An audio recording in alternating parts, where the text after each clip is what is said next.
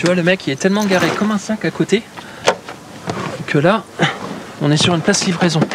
Mais c'est pas grave, on va faire avec. On doit toujours lutter et s'adapter parce que l'ensemble de la société est pensé par des valides la plupart du temps. On oublie les gens qui sont en situation de handicap alors qu'ils représentent quand même énormément de monde.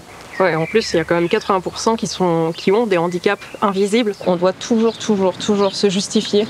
Pour monter notre dossier, ça peut prendre plusieurs mois avant d'avoir l'allocation adulte handicapé, qui est au-dessous du seuil de pauvreté.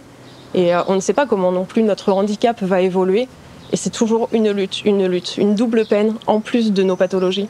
Mais qu'est-ce qui t'empêche de travailler pendant ce temps-là ? C'est difficile parce que souvent les handicaps invisibles, ça entraîne une grosse fatigabilité. Donc on n'est pas capable non plus de travailler à temps plein. Donc on a des temps partiels mais subis à cause de notre santé. Alors on ne devrait pas avoir une précarité qui en découle. On devrait avoir plutôt une compensation et qu'on n'ait pas besoin non plus de se battre pour pouvoir justifier des choses qui sont invisibles et que souvent en fait on ne rentre pas dans les cases. D'où l'importance, tu vois, solidaire, qu'on se batte tous, les valides et les non-valides, en fait. C'est un combat, c'est vrai qu'on est toujours dans la performance, la compétition, et aujourd'hui, il faut que tout le monde se retrouve à porter cette cause-là.